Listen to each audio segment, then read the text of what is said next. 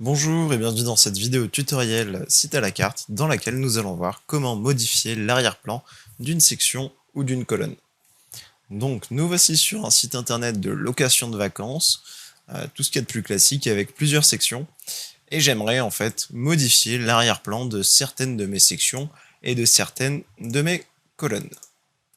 Donc pour ce faire, je vais venir cliquer sur la section ou la colonne en question, puis je vais me rendre dans le menu de gauche. Si le menu de gauche ne s'affiche pas, vérifiez qu'il est bien ouvert en cliquant sur la flèche. Je me rends ensuite dans éléments basiques et je vais venir cliquer sur modifier l'arrière-plan. Comme vous pouvez le voir, ici, ce n'est pas cliquable car je n'ai pas sélectionné de section ou de colonne au préalable. Je sélectionne donc la section et maintenant je peux cliquer sur l'icône. Trois choix s'offrent alors à moi, modifier la couleur, ajouter une image ou ajouter une vidéo à mon arrière-plan. Pour commencer, nous allons modifier la couleur. Je clique donc sur couleur, je clique ensuite sur le pinceau et je viens sélectionner la couleur de mon choix qui viendra tout simplement s'appliquer en arrière-plan de ma section. Nous allons voir maintenant pour les images, donc je vais venir par exemple sur mon en-tête, mon header. Je vais venir changer l'image de fond, qui actuellement est une image de villa. Je clique donc sur la section.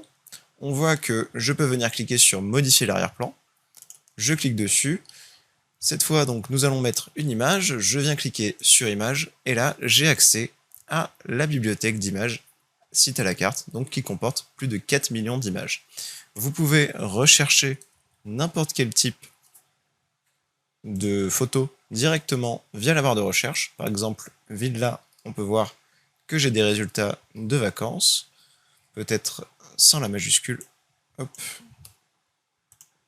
Voilà. Là, on peut voir que j'ai des résultats qui correspondent à ma recherche. Mais vous n'êtes pas obligé d'utiliser les images situées dans la banque d'images. Vous pouvez également importer vos propres images. Si vous souhaitez en savoir plus concernant la banque d'images, je vous invite à regarder la vidéo qui est disponible en cliquant juste ici.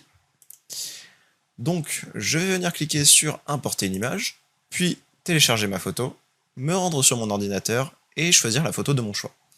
Je vais prendre celle-ci, qui me paraît adaptée à mon site internet.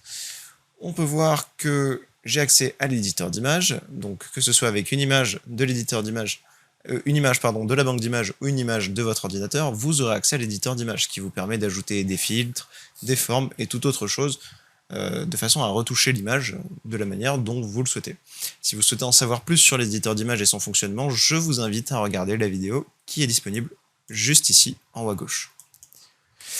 Je vais cliquer sur valider pour ajouter mon image à mon site internet.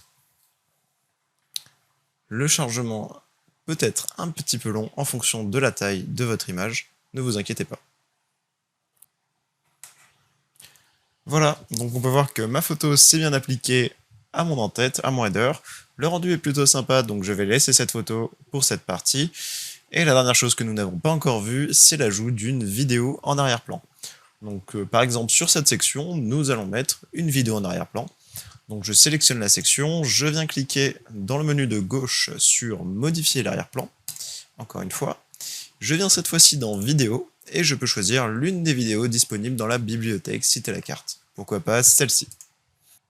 Voilà, on peut voir que ma vidéo s'est bel et bien mise en arrière-plan, et que le rendu est plutôt sympa, même si je pense que je devrais mettre une vidéo peut-être sur une section un petit peu plus loin dans mon site internet, un petit peu plus bas. Vous savez maintenant comment ajouter tout type d'arrière-plan, que ce soit couleur, image ou vidéo, sur une section ou une colonne de votre site internet. Pour ceux qui seraient curieux, j'utilise actuellement le thème numéro 8 avec la couleur bleu turquoise. Et pour la photo, comme vous l'avez vu, c'est une photo que j'ai importée depuis mon ordinateur. Voilà, pour ceux qui aimeraient reproduire ce site, sachez que c'est possible. Je vous laisse continuer sur la personnalisation de votre site internet et à bientôt dans un nouveau tutoriel.